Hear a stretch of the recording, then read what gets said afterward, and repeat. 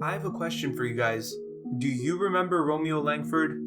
No, I'm talking about really remembering him. And no, I'm not talking about his time on the Celtics or even his time at Indiana State University. I'm talking about all the way back in his high school days where he was putting on a show every night he played and had sky-high expectations. Believe it or not, that status for Romeo Langford was only about 3 years ago when Langford was supposed to be the next big thing in the NBA. So for this video, I decided to zero in on Romeo Langford to figure out what happened to him. So let's do this. Romeo Langford attended New Albany High School in Indiana. Some of you basketball aficionados may be unfamiliar with that name, and that's because it was a public high school, not somewhere where you'd expect a top-ranked recruit to go.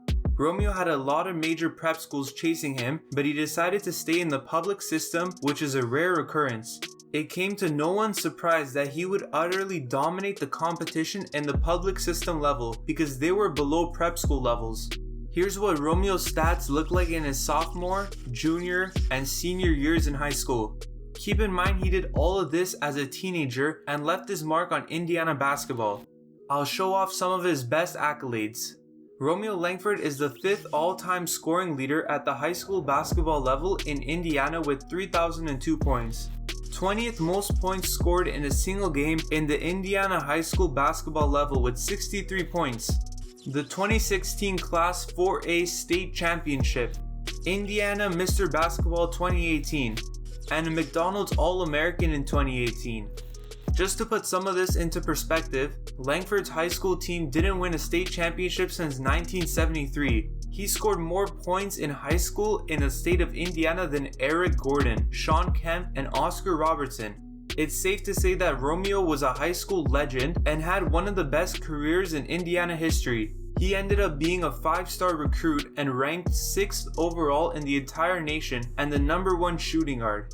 Langford received offers from Louisville, Kansas, Kentucky, North Carolina, UCLA, Duke, and others, but ultimately decided to stay close to home and went to Indiana State University. He was called a generational talent by many and compared to some all-time great players like James Harden. Lofty expectations for a kid who never played a minute in college basketball. Langford was an immediate starter at Indiana and usually played 34 out of the possible 40 minutes a game. Here are the stats from his freshman year. Langford put up some good numbers, but his team struggled. They finished the season with a 19-16 record and lost in the first round of the Big Ten tournament. The team did qualify for the NIT as the first seed but lost in the quarterfinals to Wichita State. Much of Romeo's poor shooting numbers can be attributed to his injury that he suffered in late November with the team. Langford tore a ligament in his thumb which greatly hurt his shooting percentages as well as his overall play. Romeo declared for the NBA draft, being a one-and-done prospect, but his draft stock slipped out of the top 5, but considering how well other prospects did, this was somewhat expected. Players like John Morant, Cam Reddish, and Tyler Hero all crept up the ladder as Romeo's stock started to fall. Still, Romeo Langford was considered a mid-first round pick with tremendous upside. Now let's have a look at Romeo's draft profile. Physically, Romeo was 6'6" at 215 pounds with a 6' 10.5" wingspan and an 8' 6.5" standing reach. His strengths included showing great aggressiveness on offense, fantastic court awareness, great rebounding for a guard, solid defender, and great physical tools to work with. His weaknesses were decision making, staying engaged in the game, and being too ball dominant sometimes. Langford was seen as a very raw prospect despite a very good year at Indiana. He was not viewed as a generational talent many thought he would be last year, but he was still a good kid with great potential. As we know, he ended up getting drafted 14th overall by the Boston Celtics. To say that Romeo Langford has been disappointing so far is an understatement, but it isn't entirely his fault. He was originally assigned to the Boston's G League team, the Maine Red Claws, where he played 7 games there. Romeo put up 10.6 points a game on 43.1% shooting in 24 minutes of action a game, and he also had 1.4 blocks a game too. He was then called up to the Celtics, but still did not see any playing time. Langford only really got in the game late in the fourth quarter when the team was either winning by a lot or losing by a lot. Plus, his minutes were very inconsistent, sometimes playing 12 plus minutes for consecutive games and then being benched for the entire next game for seemingly no reason. He did have one good game in February of 2019 where the Celtics battled the Hawks. Romeo came off the bench where he scored 16 points, 5 rebounds, 3 blocks, and a steal in a 5-point win over Atlanta. This, plus a few flashes of greatness, were enough for Celtics fans to have hope that he could be a consistent rotational player, but sadly the injury bug caught up to him. During the playoffs in September, the Celtics shut down Romeo for the rest of the season so he could have surgery on the ligament in his thumb from college. He finished his rookie season putting up these numbers. Langford put up these numbers in 32 games where he started only 2 of them. A very disappointing start to what most thought would be an amazing NBA career. So far, Langford has only played 1 game this year after missing the first 49 games. He was out for 193 days after having surgery, going through rehab, conditioning, and battling a very nasty bout of COVID. He scored 3 points this game on 1 for 4 shooting from the field, got 1 assist, 1 steal, and a block. At this point, it is unknown how much time Romeo will play as bench minutes have been very inconsistent this year. So that begs the question, what went wrong with Romeo Langford? Well, I narrowed it down to 3 factors to why Romeo has struggled so far at the professional level. First up is injuries. While he stayed mostly healthy in high school, the torn ligament in his thumb didn't help in college.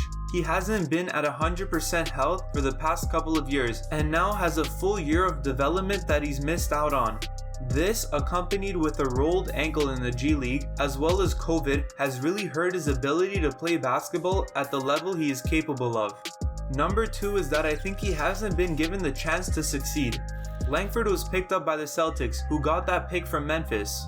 This is important because coming into this year, the Celtics were considered contenders who were in win-now mode. That meant that long-term projects like Langford were not super appealing to the Celtics, so they couldn't play him much. Last season, he was a third-string shooting guard behind Jaylen Brown and Marcus Smart. This year, Smart transitioned into a point guard, which meant that Romeo Langford could move up, but then the Celtics traded for Evan Fournier at the deadline. Of the players left on the team, Romeo averages the 13th most minutes, which puts him as a borderline reserve player. Unless the Celtics decide to blow it up and rebuild over the next year, it is very unlikely that Langford will see consistent minutes. And lastly, I hate to say it, but I think he was an overhyped prospect. While Indiana high school basketball is competitive, the level of competition is nowhere near that of prep schools. If he played at the prep school level, he would have been able to develop his game, or more scouts would have seen that he wasn't able to be on par with other players. Additionally, Romeo was hyped up because he was from Indiana. They consider basketball a religion, so local scouts and reporters are biased towards their own players. In conclusion, you would be hard-pressed to find someone who has fallen off more than Langford has over the last 3 years.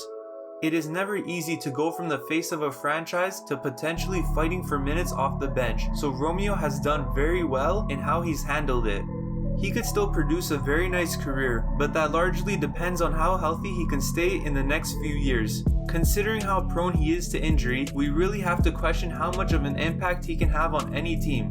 While he was a good scorer in college, we just haven't seen the same level of skill from him in the NBA. He's good at making backdoor cuts, but that's really it. He even struggles to knock down catch and shoot jumpers, which is the minimum for offensive skill.